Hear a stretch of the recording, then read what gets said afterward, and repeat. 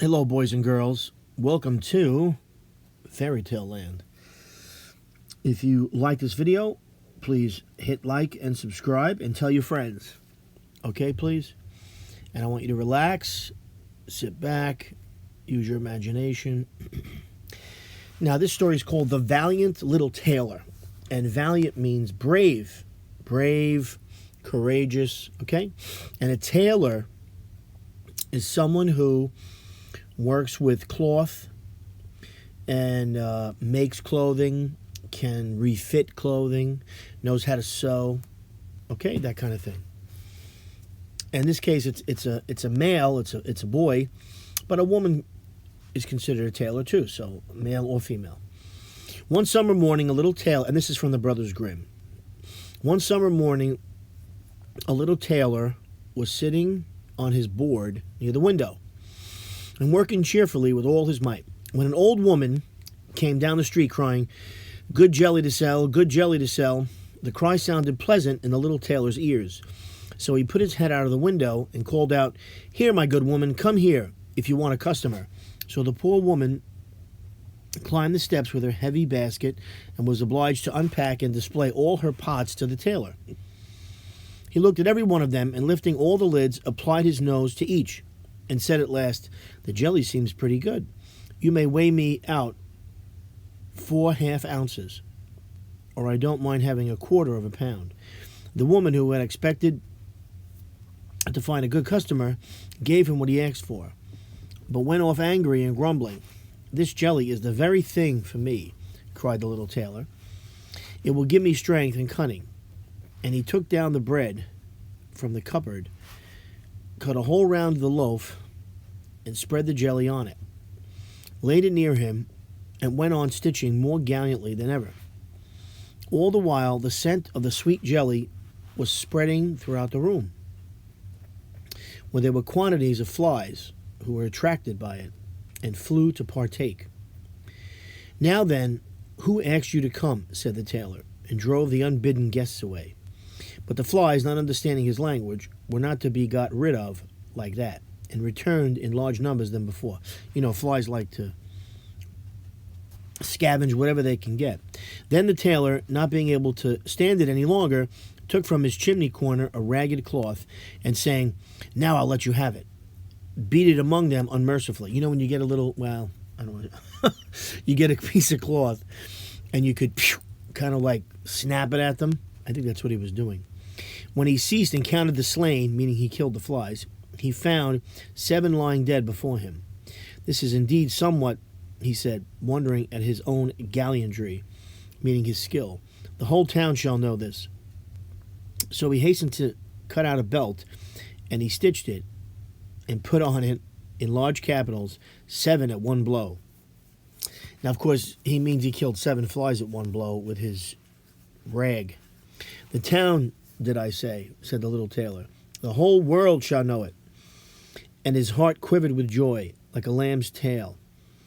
The tailor fastened the belt around him and began to think of going out into the world, for his workshop seemed too small for his worship. This guy's like got a big head. So he looked about in all the house for something that it would be useful to take with him, but he found nothing but an old cheese, which he put in his pocket. Outside the door he noticed that a bird had got caught in the bushes, so he took that and put it in his pocket with the cheese. So he's got a bird and cheese in his pocket. Then he set out gallantly on his way, and as he was light and active, he felt no fatigue. The way led over a mountain, and when he reached the topmost peak, he saw a terrible giant sitting there, and looking about him at his ease. The tailor went bravely up to him, called out to him, and said, "Comrade, good day. There you sit looking over the wide world. I am on the way thither to seek my fortune. Have you a fancy to go with me?" The giant looked at the tailor contemptuously and said, "You little rascal, you miserable fellow." "That may be," answered the little tailor, and undoing his coat, he showed the giant his belt. "You can read that whether I am a man or not." The giant read, 7 at one blow, and thinking it meant men that the tailor had killed, felt at once more respect for the little fellow. But as he wanted to prove him he took up a stone and squeezed it so hard that water came out of it. "Now you can do that," said the giant. "That is, if you have the strength for it." "That's not much," said the little tailor. "I call that play."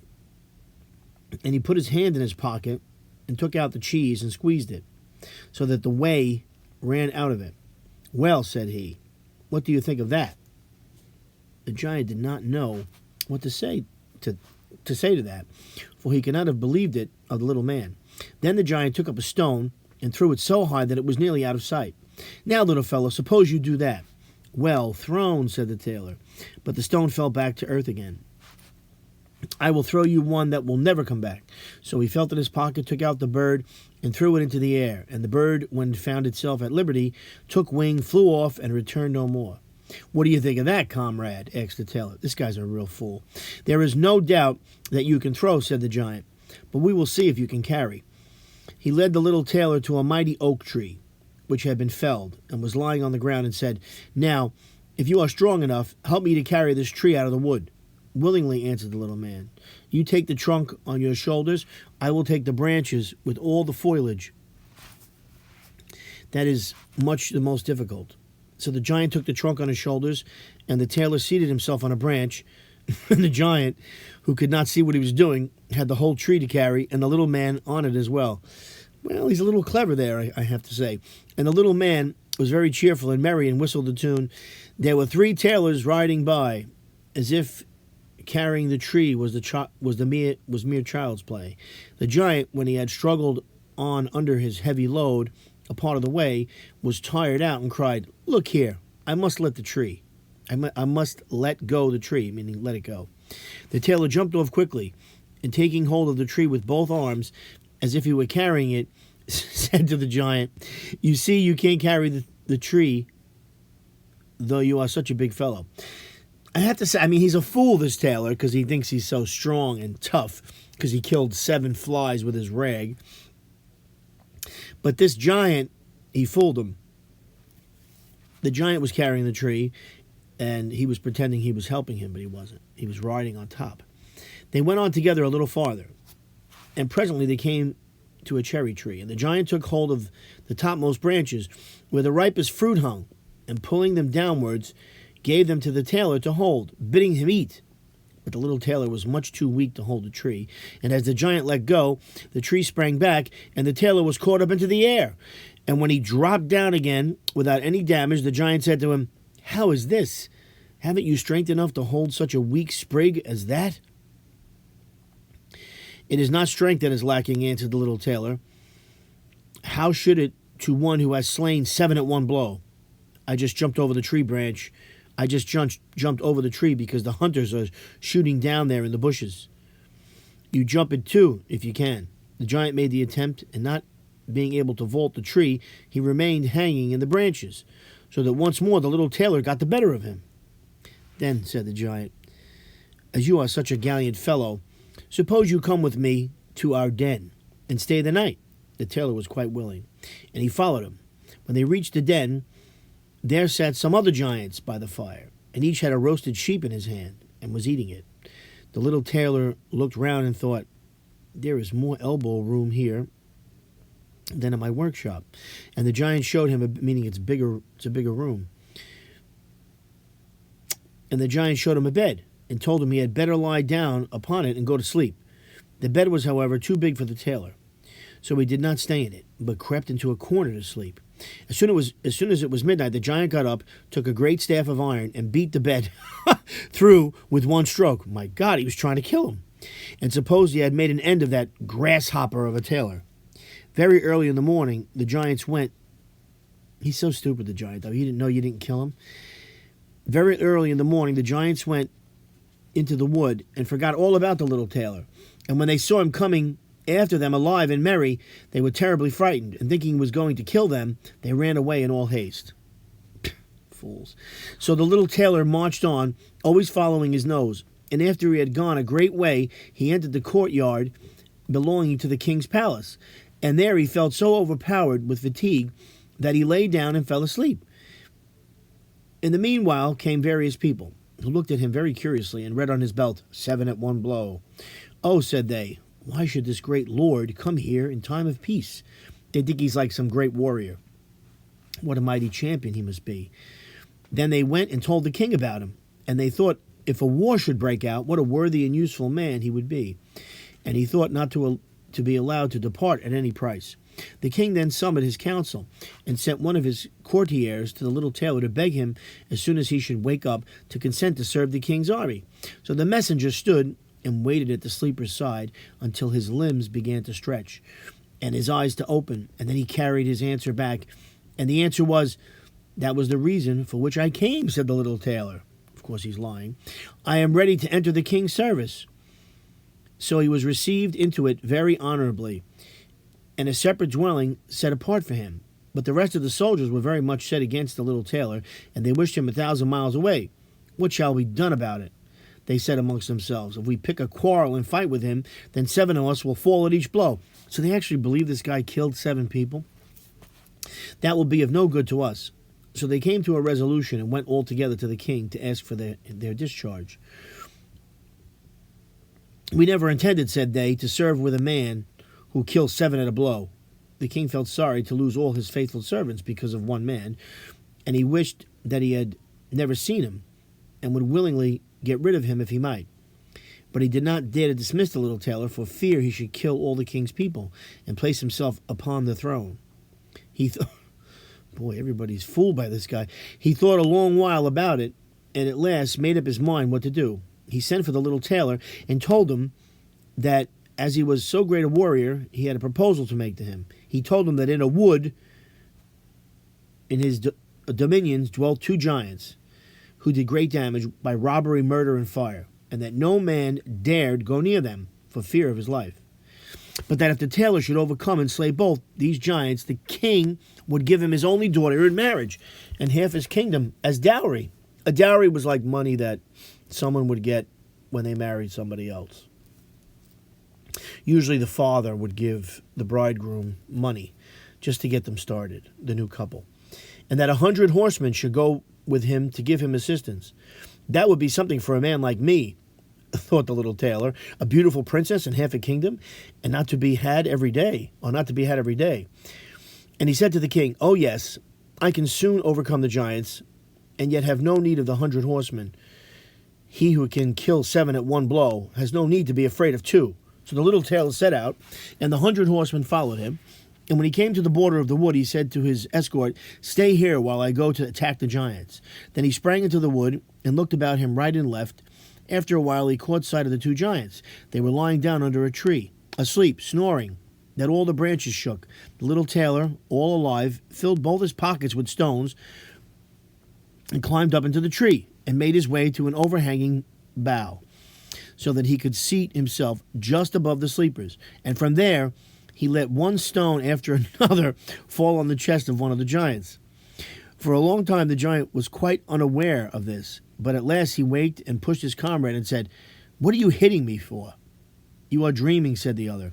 "I am not touching you." And they composed themselves again to sleep. And the tailor let fall a stone on the other giant. "What can that be?" cried he. "What are you casting at me?" "I am casting nothing at you," answered the first, grumbling. They disputed about it for a while, but as they were tired, they gave it up at last, and their eyes closed once more. Then the little tailor began his game anew, picked out a heavier stone, and threw it down with force upon the giant's chest. "This is too much," cried he, and sprang up like a madman, and struck his companion such a blow that the tree shook above them. The other paid him back with ready coin, meaning he struck him too. And they fought with such fury that they tore up trees by their roots to use for weapons against each other, so that at last both of them lay dead upon the ground. I have to say that was clever. Even though the tailor's an idiot, it's very clever. And now the little tailor got down. "Another piece of luck," said he, "that the tree I was sitting in did not get torn up too, or else I should have had to jump like a squirrel from one tree to another." Then he drew his sword and gave each of the giants a few hacks in the breast, and went back to the horsemen and said, "The deed is done. I have made an end to both of them. But it went hard with me in the struggle. They rooted up trees to defend themselves, but it was of no use. They had to do with a man who can kill 7 at one blow." So he stabbed them after they were dead to pretend. Yeah, must have put blood on his sword. Then are you not wounded? Asked the horseman. Nothing of the sort, answered the tailor. I have not turned a hair. The horseman still would not believe it, and rode into the wood to see. And there they found the giants wallowing in their blood, and all about them lying the uprooted trees. The little tailor then claimed the promised boon, but the king repented him of his offer, and he sought again how to rid himself of the hero. See, the king thought that the tailor would get killed, see, and then he would never marry his daughter, but the tailor pulled it off. Before you can possess my daughter and the half the kingdom, said he to the tailor, you must perform another heroic act. In the wood lives a unicorn who does great damage. You must secure him, meaning capture him. A unicorn does not strike more terror into me than 2 giants, 7 at one blow. That is my way, was the tailor's answer. So taking a rope and an axe with him, he went out into the wood and told those who were ordered to attend him to wait outside. He had not far to seek. The unicorn soon came out and sprang at him, as if he would make an end of him, without delay. Softly, softly, said he, most haste, worse speed, and remained standing until the animal came quite near. Then he slipped quietly behind a tree. The unicorn ran with all his might against the tree, and stuck his horn so deep into the trunk that he could not get it out again, and so was taken. Now I have you, said the tailor, coming out from behind the tree, and putting the rope round the unicorn's neck, he took the axe, set free the horn, and when all his party were assembled, he led forth the animal and brought it to the king. The king did not yet wish to give him the promised reward, and set him a third task to do. Before the wedding could take place, the tailor was to secure a wild boar, which is like a really big pig, which had done a great deal of damage in the wood. So this guy's pretty good. He got the giants, he got the unicorn. Before the wedding could take place, the tailor was to secure a wild boar, which had done a great deal of damage in the wood. The huntsmen were to accompany him. All right, said the tailor, this is child's play. But he did not take the huntsmen into the wood, and they were all the better pleased, for the wild boar had many a time before received them in such a way that they had no fancy to disturb him. When the boar caught sight of the tailor, he ran at him with foaming mouth and gleaming tusks. These pigs have big tusks, almost like I guess you'd say like almost like an elephant, but smaller tusks, and gleaming tusks to bear him to the ground. But the nimble hero rushed into a chapel, a little church, which chanced to be near, and jumped quickly out of a window on the other side. The boar ran after him, and when he got inside the door, shut after him, and there he was imprisoned. For the creature was too big and unwieldy to jump out of the window too. So he trapped this thing inside of a little chapel. Then the little tailor called the huntsmen that they might see the prisoner with their own eyes. Then he betook himself to the king, who now, whether he liked it or not, was obliged to fulfill his promise, and gave him his daughter and half of the kingdom. But if he had known that the great warrior was only a little tailor, he would have taken it still more to heart. So the wedding was celebrated with great splendor and little joy. He wasn't happy to do this, the king. And the tailor was made into a king. One night the young queen heard her husband talking in his sleep, saying, "Now, boy, make me that waistcoat and patch me those breeches, or I will lay my yard measure about your shoulders." And so, as she perceived of what low birth her husband was, she went to her father the next morning and told him all, and begged him to set her free from a man who was nothing better than a tailor. The king bade her be comforted, saying, "Tonight, leave your bedroom door open. My guard shall stand outside, and when he is asleep, they shall come in and bind him and carry him off to a ship, and he shall be sent to the other side of the world." So the wife felt consoled. But the king, she found out that he was really a tailor, and she's a queen. I mean, she doesn't want to marry a tailor. See, in those days, people were very concerned about status and social class. She didn't want to be married to this guy. So the wife felt consoled, but the king's water bearer, who had been listening all the while, went to the little tailor and disclosed to him the whole plan. So somebody helped the tailor out. "I shall put a stop to all this," said he. At night he lay down as usual in bed, and when his wife thought that he was asleep, she got up, opened the door, and lay down again. The little tailor, who was only who only made believe to be asleep, began to murmur plainly, "Now, boy, make me that waistcoat and patch me those breeches, or I will lay my yard measure about your shoulders. I have slain 7 at one blow, killed 2 giants, caught a unicorn, and taken a wild boar. And shall I be afraid of those who are standing outside my room door?" And when they heard the tailor say this, a great fear seized them. They fled away as if they had been wild hares, which are rabbits, and none of them would venture to attack him. And so the little tailor, all his lifetime, remained a king. What a funny story. I like this story, actually. It goes to prove that even a fool, because the tailor was really a fool. I mean, the guy in the beginning, he killed 7 flies. He didn't kill 7 people. He wasn't a warrior. But he got it into his head that he was some sort of great warrior, and he believed it. And guess what? He proved it. So even a fool could become something, it seems, in this world. He became a king and married a princess who tried to get rid of him, but she didn't succeed. Really, an amazing story. So, anyway, I kind of liked the little fool. He did well for himself, and he was quite clever. I hope you enjoyed that. I did. Well, you have a great day, and I'll see you next time. Bye-bye.